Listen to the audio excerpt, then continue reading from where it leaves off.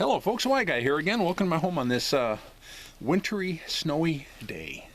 It's snowing right now. I don't know if you can actually see it coming down on this camera lens, if it's picking it up, but it's coming down right now. I'm trying to protect my books from the snow here.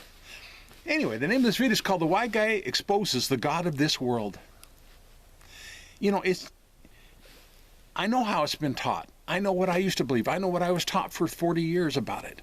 Okay? So I completely understand where you're coming from, but I'm getting ready to rock a little bit of more of your theological boats. Okay? Just a little bit. And just consider. I'm not asking you to agree. I'm not asking you to agree with me. I'm not asking you to believe me. I'm just asking you to consider. All right? Because it's been traditionally assumed by Christendom that Ezekiel 28:13 was referring to a snake, or what's other descriptions that I'm trying to get at here? The dragon, devil, Lucifer, Satan, as a name. You know, as it says this, quote, "You were in Eden, the garden of God. Every precious stone was your covering. The ruby, the topaz, the diamond, the beryl,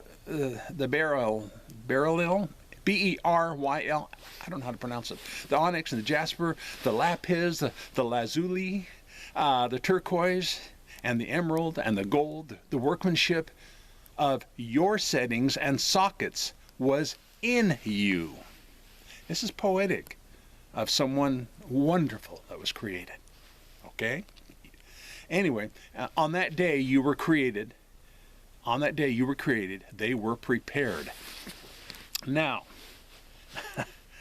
close quote. I'm going to ask a few rhetorical questions. Who was in the Garden of Eden? Sure, somebody could say, well, it was Adam and Eve and there's a snake. But who was this whole world handed over to at the time in the Garden of Eden? Including all of its precious stones that was mentioned in this poetic statement.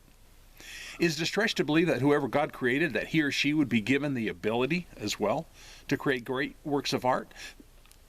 You know, so when it's talking about the workmanship of your settings and sockets, it could easily be viewed two ways. One of how beautiful this person was created, their work, the workmanship of their sockets, their eye sockets, I don't know. You know what I'm saying? Or it could be, you could take this as this person had the ability to create great things, workmanship. Okay? I hope that made sense. But anyway, who could easily fit the description? I'm going to say Adam, folks. Adam, okay? Because at the beginning of the chapter in Ezekiel 28, it implies that these words are written about a leader, okay, of Tyre. But the problem is that Tyre was an ancient Phoenician, Phoenician, did I say that right? Phoenician? I think Phoenician is right. Port city, circa right around 2750 BC. And Adam died, okay, around 930 BC. And was kicked out of the garden long before this Tyre character, okay? So there's more to it here, folks. Simple logic dictates to me that no leader of Tyre ever stepped foot in the Garden of Eden. So what's going on with Ezekiel? Okay, what's going on written in Ezekiel here? Folks, I believe it to be an allegory, story, just a story describing Adam and what took place. We have no idea how long Adam lived, folks, before he was kicked out of the garden. Okay? We have no idea. He was eternal until he introduced death into this world. Are you following me? I took a little detour there. Anyway, I believe it's describing Adam, yet a narrative has been pushed upon Christianity that it's a story describing a spiritual, powerful enemy of God's. And yet the very verse proves that it's not some spiritual enemy of God's. Follow me here. Stay with me. So let's take a deeper dive into this Ezekiel story, and because it says in verse 2 of the same chapter, 28, your heart is lifted up, and you have said, I am a God. The heart has said, I am a God, because the heart was lifted up. All right?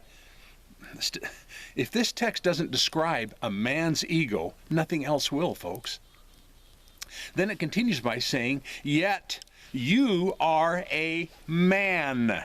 Capital M-A-N. Okay, it wasn't capitalized. Okay, I just said that. Anyway, and not an arch enemy of God as a snake, dragon, evil spirit, or anything like that. Nothing spiritual. You are a man. Are you following me? But it's never been described as a, Christians never describe it as a man. They always describe it as some spiritual being. But wait, Adam was a man, right? Okay, to get to my point, I'm going to simplify the rest of Ezekiel chapter right now, because I'm coming close to an end here, by saying that it continues by describing someone with wisdom and understanding, of someone acquiring riches, and how his heart was lifted up, which is another way of saying puffed up with pride. I'm not exaggerating this. You know, this could describe any person, any man, but not just any man was in the Garden of Eden. Are you following my reasoning here? However, if you continue reading this passage, it speaks of an anointed cherub. Anointed simply means to be dedicated to the service of God. That's what the translation means. And cherub is defined as an angelic being. So which was it, folks? A man? An angel? Lucifer? A devil? Or the leader of Tyre? Either Ezekiel, baby, was smoking a strong weed, or it's all symbolism. Okay? At the time of this video, I believe it was specifically talking about Adam, obviously, who was an anointed messenger, which means, messenger means angel in Latin, to rule and reign, and to exercise the will of God over an entire planet. That's a lot of responsibility. And that kind of anointing would be enough to make anyone feel kind of superior, wouldn't it? So I believe that the snake in the Garden of Eden story was a metaphor for that most certainly represented an enemy of God, no doubt. And I'm conjecturing it was symbolic for Adam's pride and ego. I now believe Adam himself created that. So Adam replaced God's will with his own. And Adam's will became the God of this world. Did you catch that? Okay? It's obvious to me that in the minds of men, we are gods. We are our own gods. I know that. Because from the point in the garden till now, our actions and thinking are seemingly done our way. Are they not? And man's way, making the human will supreme in the minds of humankind. Especially Christians. Does the free will doctrine sound familiar? Because think about it. It's about our wills. We're our own God, rather than humbly accepting and expressing God's will. We as lovers of God, we struggle with this daily. I hope this is making sense. I'm in conclusion, I'm coming to a close now. Is it my will that's going to be on God's throne? I've heard sermons that speak of things like that, thus making me the God of this world. The notion of mankind ruling his or her own destiny is a lie from a symbolic snake. In other words, from Adam's ego. And since this lie originated in the garden, I venture to say it was the father of all lies. And that's going to be the next video. Hey, I'm going to try to make it to the next video. These are my 3 books that I've got published on Amazon. You know, check them out if you'd like. I'm going to leave a link to the 3 of them. In Defense of God's Love, it's God Bipolar, and No Love, No Fear, No Love, No Fear.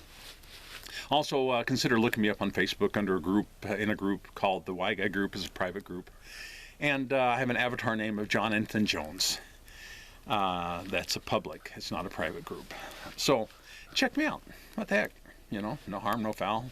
And maybe you can correct me with a few things, which is okay. And if you're going to leave comments that's in disagreement with what I've shared here, then make sure they're polite. That's all I ask. I'm not saying make sure you agree with me. No, of course not. But make sure they're at least polite. Okay? And give me a thumbs up or thumbs down accordingly. And consider subscribing if you haven't already. And I'm wondering how wet my camera's getting here.